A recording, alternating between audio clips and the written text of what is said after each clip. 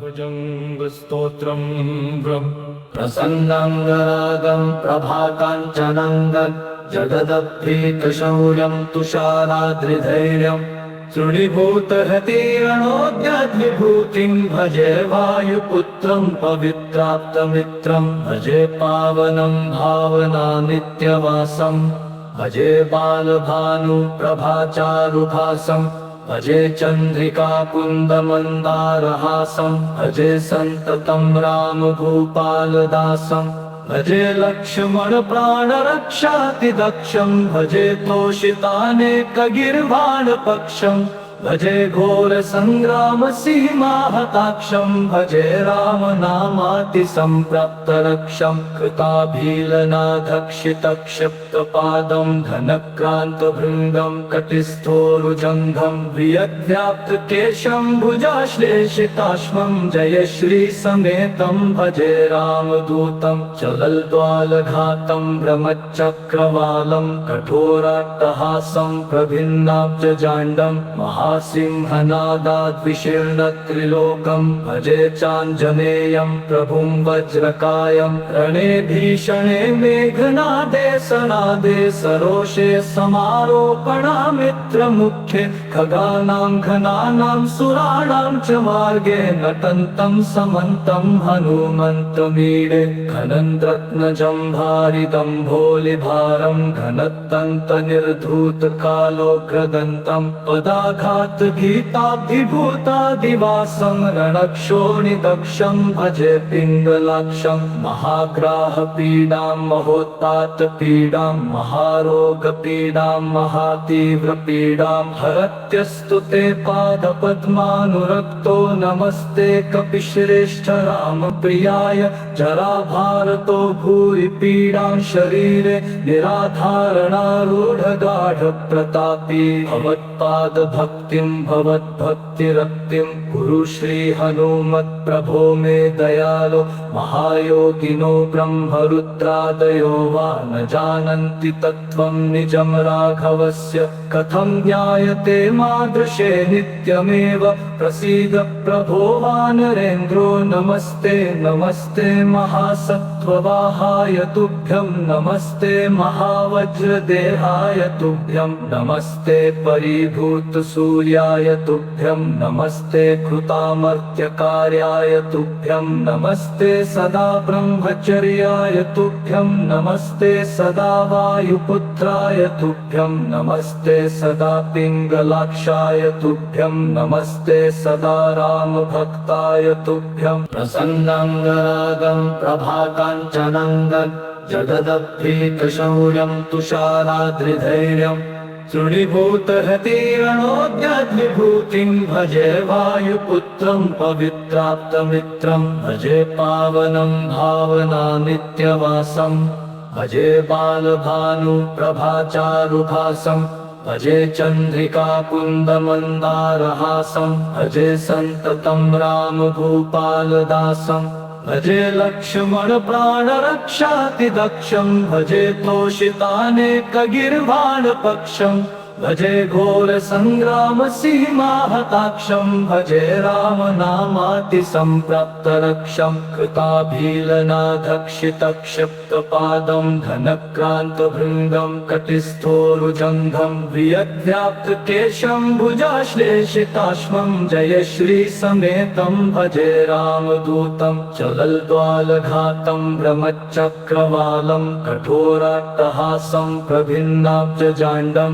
महासिंहनादाद्विशीर्णत्रिलोकं भजे चाञ्जनेयं प्रभुं वज्रकायं रणे भीषणे मेघनादे सनादे सरोषे समारोपणामित्रमुख्ये खगानां घनानां सुराणां च मार्गे नटन्तं समन्तं हनुमन्तमीडे घनन्द्रत्नजम्भारितं भोलिभारं घनत्तन्तनिर्धूतकालोग्रदन्तं पदाघातगीताभिभूतादिवासं अवतात् गीताभिभूतादिवासं रणक्षोणिदक्षं भजे पिङ्गलाक्षं महाग्राहपीडां महोत्तात् पीडां महारोगपीडां महातीव्रपीडां हरत्यस्तु ते पादपद्मानुरक्तो नमस्ते कपिश्रेष्ठ रामप्रियाय जराभारतो भूरि पीडां शरीरे निराधारणारूढगाढप्रतापी भवत्पादभक्तिं भवद्भक्तिरक्तिं कुरु श्री हनुमत्प्रभो मे दयालो महायोगिनो ब्रह्मरुद्रादयो वा न जानन्ति तत्त्वं निजं राघवस्य कथं ज्ञायते मादृशे नित्यमेव प्रसीद प्रभो वानरेन्द्रो नमस्ते नमस्ते महासत्त्ववाहाय तुभ्यं नमस्ते महावज्रदेहाय तुभ्यं नमस्ते परिभूतसूर्याय तुभ्यं नमस्ते कृतामर्त्यकार्याय तुभ्यं नमस्ते सदा ब्रह्मचर्याय तुभ्यं नमस्ते सदा वायुपुत्राय तुभ्यं नमस्ते सदा पिङ्गलाक्षाय तुभ्यं नमस्ते सदा रामभक्ताय तुभ्यं प्रसन्नं प्रभाकाञ्चनं जगदभीतशौर्यं तुषाराद्रिधैर्यं तृणीभूतहतीरणोद्यद्विभूतिं भजे वायुपुत्रं पवित्राप्तमित्रं भजे पावनं भावनानित्यवासं भजे बालभानुप्रभाचारुभासं भजे चन्द्रिकाकुन्दमन्दारहासं भजे सन्ततं रामभूपालदासं भजे लक्ष्मणप्राणरक्षातिदक्षं भजे तोषितानेकगिर्वाणपक्षं भजे घोरसङ्ग्रामसीमाहताक्षं भजे रामनामातिसम्प्राप्तरक्षं कृताभीलनाधक्षितक्षिप्तपादं धनक्रान्तभृङ्गं कटिस्थोरुजङ्घं वियद्व्याप्तकेशं भुजाश्लेषिताश्मं जय श्रीसमेतं भजे रामदूतं चलल्द्वालघातं भ्रमच्चक्रवालं कठोराट्टहासं प्रभिन्नाब्जजाण्डं महासिंहनादाद्विशीर्णत्रिलोकं भजे चाञ्जनेयं प्रभुं वज्रकायं रणे भीषणे मेघनादे सनादे सरोषे समारोपणामित्रमुख्ये खगानां घनानां सुराणां च मार्गे नटन्तं समन्तं हनुमन्तमीडे घनन्द्रत्नजं भारिदम्भोलिभारं घनत्तन्तनिर्धूतकालोग्रदन्तं पदाघात गीताभिभूतादिवासं रणक्षोणिदक्षं भजे पिङ्गलाक्षं महाग्राहपीडां महोत्तात् पीडां महारोगपीडां महातीव्रपीडां हरत्यस्तु ते पादपद्मानुरक्तो नमस्ते कपिश्रेष्ठ रामप्रियाय जराभारतो भूरि पीडां शरीरे निराधारणारूढगाढप्रतापी भवत्पादभक्तिं भवद्भक्तिरक्तिं कुरु श्री हनुमत्प्रभो मे दयालो महायोगिनो ब्रह्मरुद्रादयो वा न जानन्ति तत्त्वं निजं राघवस्य कथं ज्ञायते मादृशे नित्यमेव प्रसीद प्रभो वानरेन्द्रो नमस्ते नमस्ते महासत्त्ववाहाय तुभ्यं नमस्ते महावज्रदेहाय तुभ्यं नमस्ते परिभूतसूर्याय तुभ्यं नमस्ते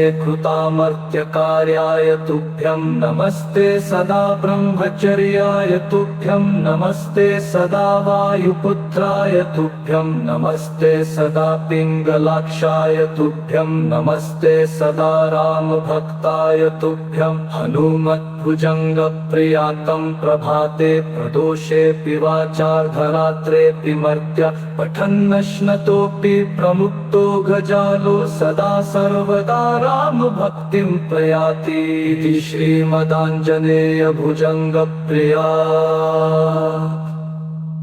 स्तोत्रम्।